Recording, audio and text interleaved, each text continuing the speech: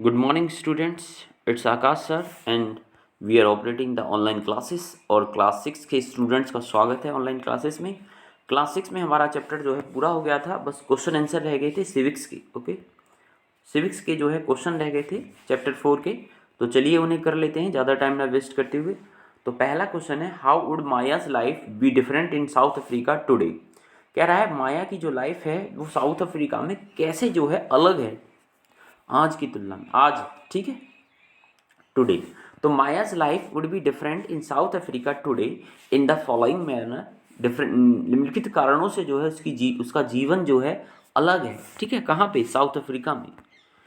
तो south Africa में आप नॉर्मली बता सकते हैं बच्चों, साउथ अफ्रीका का जीवन क्यों कठिन है, ठीक है, क्योंकि वहाँ पे ना रोड्स इंफ्रास्ट्रक्चर फैसिलिटी नहीं है, बेसिक फैसिलिटीज़ नहीं है जीवन जीने की, इसलिए वहाँ का जीवन जो है कठिन है। तो she can use roads, buses and railways, trains as other do without any discrimination. अब यहाँ पे हमें किस आधार पर बताना है साउथ अफ्रीका में? तो साउथ अफ्रीका में जो है वुमेन डिस्क्रिमिनेशन नहीं है। She can use roads, buses and railway trains as others do without any discrimination. बिना भेदभाव के जो है वे इन चीज़ों का जो है इस्तेमाल कर सकती हैं। वो महिलाएं हैं माया, और माया बिना भेदभाव के रोड, बस, रेलवे जो पब्लिक फैसिलिटी हैं उनका इस्तेमाल कर सकती हैं। तो she can attend hotels and restaurants, वे होटल्स और रेस्टोरेंट्स में जा सकती हैं। हम ये क्यों पढ़ रहे हैं बच्चों? क्योंकि साउथ अफ्रीका में जो है पहले महिलाओं को, वुमेन्स को जो है राइट्स नहीं था, वुमेन्स के जो है राइट नहीं था। जितनी भी महिलाएं हैं, वुमेन्स हैं, उन्हें राइट नहीं था। बाद में आपने सुना होगा नेल्सन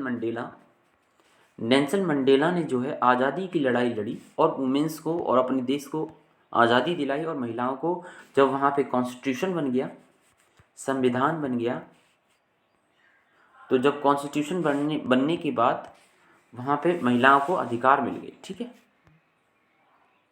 तो इतना समझे आप।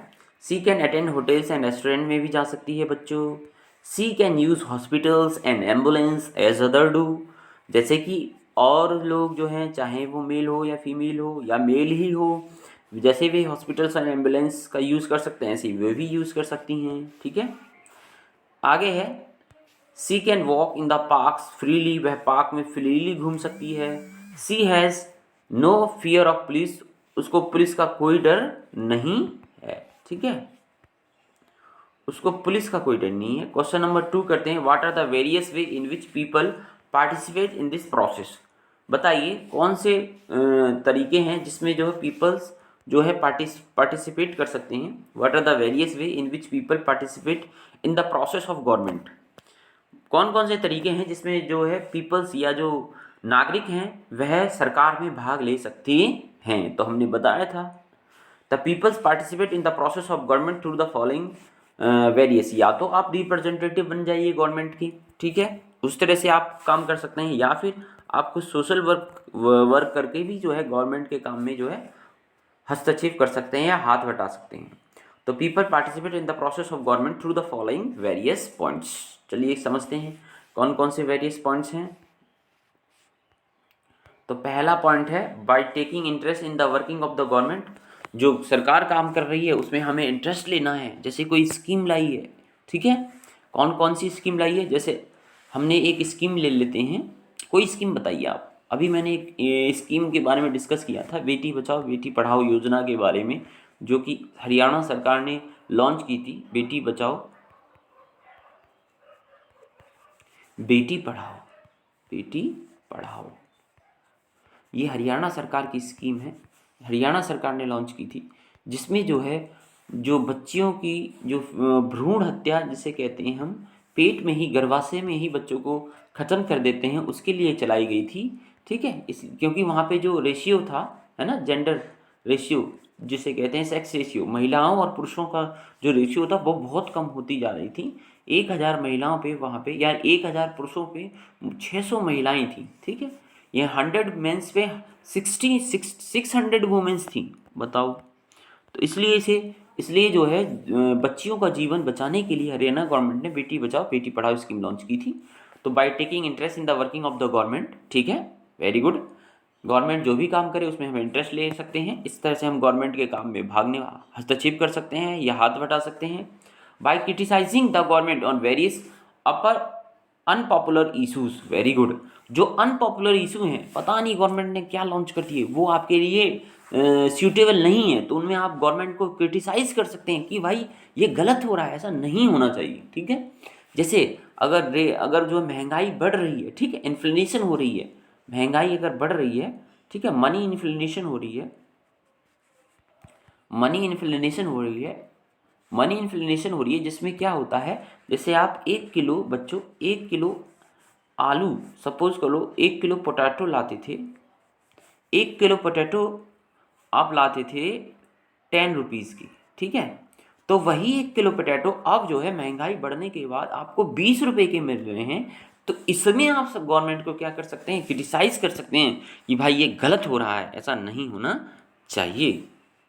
तो by criticising the government on various popular issues, by taking out rallies, rally निकाल के, जैसे कि किसान आंदोलन में रैली निकाली गई थी, ठीक है, इस तरह से क्रिटिसाइज कर सकते हैं। और रैली अच्छी भी निकाली जा सकती हैं, ठीक है। By holding signature campaign, by opposing various unpopular resolution, bills and issues in state legislature and parliament through their representative. ये इंपॉर्टेंट है।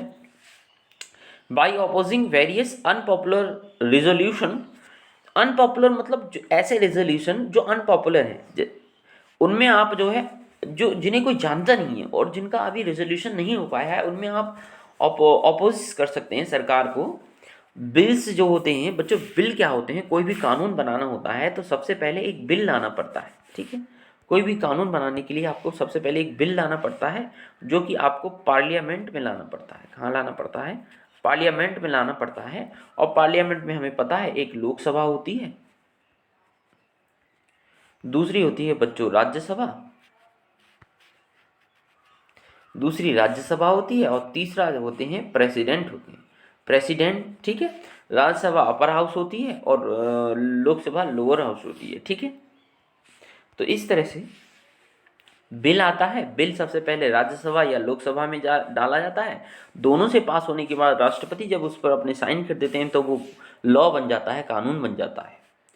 तो एंड इशूज तो आप जानते हैं, an issue in the state legislature, state legislature मतलब होता है विधानसभा, ठीक है बच्चों।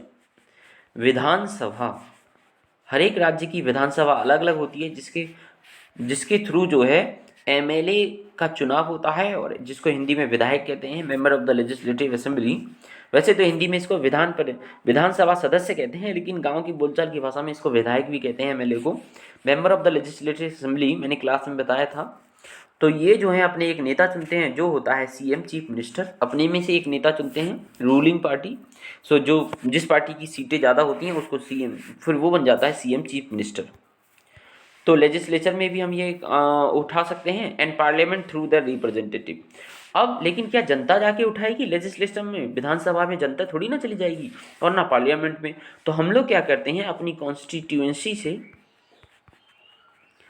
कॉन्स्टिट्यूंसी से एक व्यक्ति को चुन लेते हैं। जैसे आप अनूप शहर की कॉन्स्टिट्यूंसी है आपकी, तो अनूप शहर से आपने किसी व्यक्ति को चुना होगा जो आपका एमएलए होगा, ठीक है। मुझे पता है उस व्यक्ति का नाम, लेकिन क्योंकि ये हमारा एक सार्वजनिक वो है, तो हमें उनका प्रचार नहीं करना चाहता।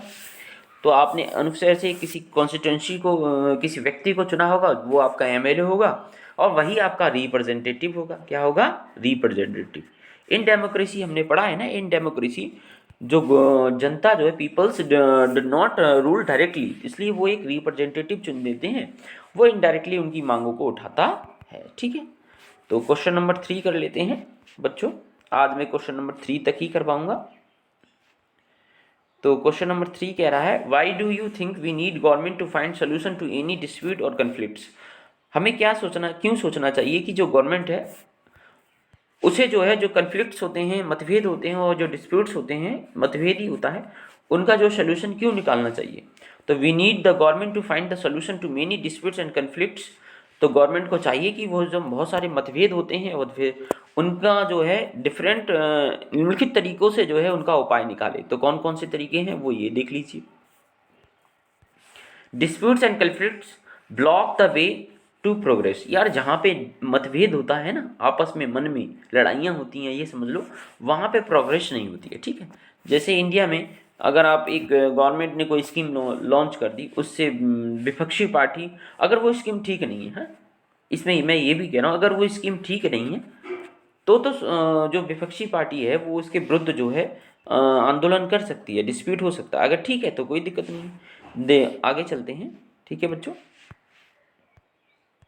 They often turn violent and cause, या डिस्प्यूट के थ्रू यार बहुत सारी हिंसा होती है, ठीक है, एंड कॉज द डैमेज, और जब हिंसा होती है जो तो लोग जो है आंदोलन करते हैं और बहुत सारे डैमेज करते हैं, आग जला देते हैं, आपने देखे नहीं है, और दुकानों को तोड़फाड़ करते हैं, and to the property and the life of the people, लोगों की मृत्यु भी होती है, मरते भी हैं बच्चे इसमें लोग, ठीक है। तो आपको समझना होगा इस चीज़ को। Government has to compensate people who are killed, सरकार जो है जो मर जाते हैं उनके लिए कंपनसेट देती हैं, जो मृत्यु को प्राप्त होते हैं उनके लिए जो है मुआवजा देती है, ठीक है।